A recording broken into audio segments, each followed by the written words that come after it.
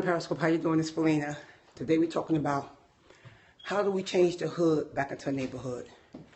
My church is located on Lyons Avenue in the city of Newark, across the street from George Washington Carver. And I really have learned and really believe that with God teaching me how to love myself, that now I know how to love on people. The good, the bad, the ugly, the homeless, the prostitute, the drug addict, the cigarette smoker, the bully, the gangbanger. God taught me to love on people. Good morning. And we as church people, well, no, God-fearing people is not scared of the hood. Okay? Church folk, I believe they scared of the hood. There's a difference. Good morning. If you think church starts in between the four walls of your church, or even for those of you that's listening to me, our church, you're wrong. Church starts outside the four walls. Church starts out there with feeding the homeless, helping to clothe the homeless, speaking to the homeless, talking to the homeless, loving on the homeless. After an event is over at your church, and somebody came to you that was down on their luck, and they speak to you, and you walk past them with your Sunday best on, as we call it, trust me, you're not loving the church. The church is not you and I. The church is not First Lady and Pastor Ali.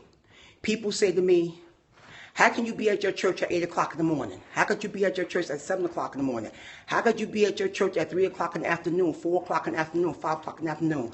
Because I respect the people around my church and they respect me. Every gangbanger speaks to me. Creep, who passed away, would let them know, this is mine, y'all look out for her. Bear, this is mine, look out for her. Yesterday, we had his boy stop the car and say he had to get out and hug Ma.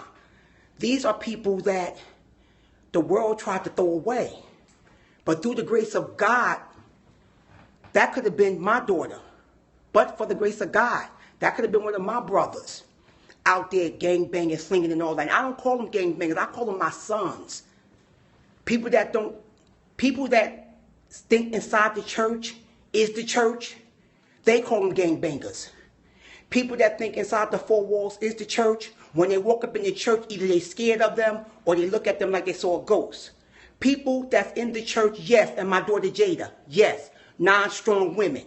Very smart individual, very intelligent individual. She's going out there saving some of your children when you won't even think about saving your children. These are people that's doing what they're doing. They're doing the work of the Lord. But we'll look at them and we'll say, how can we save the neighborhood? How can we turn the hood back into a neighborhood? You do it by getting off your holy behind and going outside them four walls and acting like you got a little bit of courage since you went to the wizard to get something, because you didn't go to God, because God don't give you fear, he give you faith. Now don't get it twisted. I don't hug on everybody, not because I have OCD. I don't hug on everybody because everybody smells. I can't take like different colognes and different perfumes. But some individuals I'm just going to love on even stronger that's not in my church, because that's what they need. They need to know. I get so sick and tired of gangbangers and young people in the hood saying, oh, y'all really a church? Y'all don't act like a church. We go up in churches and they don't do stuff like this here. Case in point, 2 weeks ago, me and Minister Alton was out there giving out clothes, giving out blankets, giving out shoes, giving out everything. And they said to us, everyone that walked up before Minister Alton got there said, how much y'all selling this stuff for? Who sells stuff at a church giveaway? That's why it's called give away. Give it to them. Who does that? And they started trying to name some churches. I said, no, that's irrelevant. Just take what you want. I don't care what you do with it, but do it. Okay? I don't introduce myself to them as First Lady. We got members in the church that tell them, my name is First Lady, or this is the First Lady. So when they call me First Lady, I speak to them. I hug on them. I love on them. I talk to the women. If I'm around there walking, I say, come on and walk with me. We could do this here. Come on, get your life together. Let's get healthy together. Let's do this. Come on inside the church. No, we can't come in there the way we dress. People are going to look at me. This is always my theory to them. If they look at you long enough, say, listen, you can take me shopping. This is what size I wear, and you can buy me an outfit. We all wasn't born with clothes on our back. We all wasn't born with the big top hats and the big church lady hats and the high heel shoes and the diamond rhinestone suit. Stop it. If New Psalmist, if we going to turn the the hood into the neighborhood, we got to get ourselves together. Minister Alton talked about it last night. Who team are you on? I know who team I'm on. I know whose team I belong to. My walk with God is not about what my husband do, but my walk with God is about the growth, man. My walk with God is about what my husband teaches me to do. And that is to love on everybody. That is to hug everybody. That is to know that no matter where I'm at, God got my back. Why would I not feel safe at my church? Now, I'm not saying you're not supposed to have your guard up and some jokers just look suspect and then, you keep your eye on them. But don't shun your nose down to people that walk up in the church that don't look like you. Don't ask them to get up if they sit in your seat. You have no seat at the church. That church or any other church, you have no seat. Give it to the visitor. Love on them. Let them know they're welcomed here. We got to start respecting the hood if we want to turn the hood into a neighborhood. This is why we think we can't send to people kids in the neighborhood because, nowadays parents going to go off. I already gave y'all my theory about that last week. I'm going to say what I got to say to any disrespectful kid and wait for them to go get their parent. I'm going to tell them I'll fight your parent too. Because any child that can stand and try to disrespect me, they're disrespecting somebody in their household, and we need to fix that. That needs to be fixed. That's about turning the hood into a neighborhood. Opening up your arms, opening up your heart. Taking care of those who can't take care of themselves. Standing up for those who can't stand up for themselves. I never worry about my back when I'm on Lyons Avenue. I walk up and down Lyons Avenue. I walk to Weekway Park. I don't worry about that. From corner to corner, somebody knows me. From corner to corner, somebody knows I belong to Pastor Ali. Somebody knows who my husband is. Somebody knows me. And so therefore, God has eyes and a hedge of protection around me. I walk everywhere. I fear nobody on 2 feet. I only fear God. Because my goal is to turn the hood into a neighborhood. And to have that young man, have his friends stop, get out his car, and hug me. Not no fake hug, seriously hug me and call me Ma. That did so much for me yesterday. That means I am making an impact. I ain't pat myself on the back because it's the God in me now. At one point I didn't love myself. I wouldn't have let Jawee hug me. I wouldn't have let Creep talk to me. Bear, what Bear? You can't touch me. And the way y'all see me looking now, that's just how I would have been looking at them. Y'all must have lost y'all mind.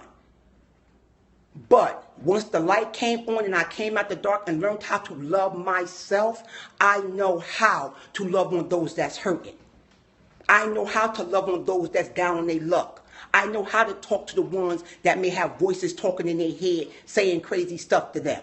I know how to respect each and everybody that comes across my path.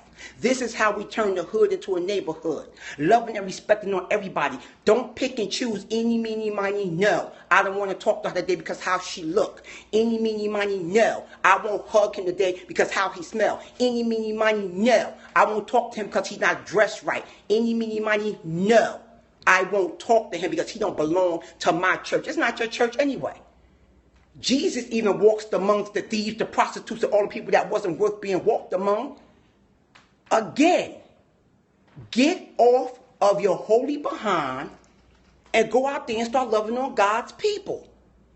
That's what your job is. I don't care about your title. We ain't going to go on titles today about those with titles who think their title is so big that they can't be touched and they don't want to talk to people. Your title means nothing to me or to people that's down on their luck. Your title means nothing. If they say boo to you, you might jump out your skin. Your title means nothing. You got to love everybody. You got to care and concern for everybody. When I walk in the morning, I talk to everybody. I speak to everybody. When I'm in Weekway Park at 5 o'clock in the morning, me and my crew, we say good morning to everybody. And our logic is because they need to know who we are. They need to know we're out there. So just in case something do happen and they don't see us come past them again, they come to look for us. And I have proof of that. One year I got bit by a bug in the park. I yelled so loud. One of the guys that walked, he come running. Are you okay? What's going on? But he knew who I was. He knew who I was. But for the grace of God, your day might come and you may be down on your luck and need that same very person who you look in your nose down and not talking to give you a hand up. One day, you may need that. Stop it, people. Some people not homeless because they want to be homeless. Some people homeless because they got no other choice. Some people homeless because they lost their job. Some people homeless because maybe it was an abusive relationship, had to get out their house, and now their family don't want them. We got to get back to turning the hood into a neighborhood.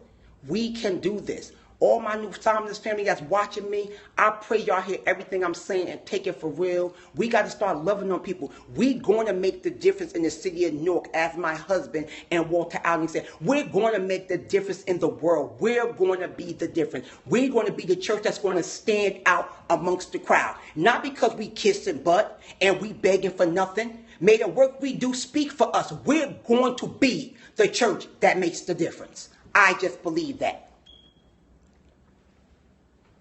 Gangbangers, welcome. Prostitutes, welcome. Hoes, welcome. Alcoholics, welcome. Crackheads, welcome. Baby mama drama and baby daddy drama. Both of y'all come sitting down at church, just on different parts of the church. Welcome. The father who don't want to take care of his child, welcome. The mother who don't want to take care of her child, welcome. Abused or not abused, welcome. We are the house of restoration. Come get restored at our church. They all going to be welcome. So get ready for it because it's coming. Get ready, get ready, get ready. It's coming. And if you can't be the church on 278, 280 Lyons Avenue, how you going to do to be the church and get big when we get bigger and get better? Time out for playing church. New Psalmist Worship Center is the church, and New Psalmist Worship Center is going to turn the hood into a neighborhood. I kid you not, it's going to happen, and y'all just got to come on this train and let's get moving and start learning how to love yourself so you can learn how to love your people, transform your mind, and everything else will fall into place. Periscope family, have a God great day on purpose. I love you all. Talk to y'all tomorrow. Bye-bye.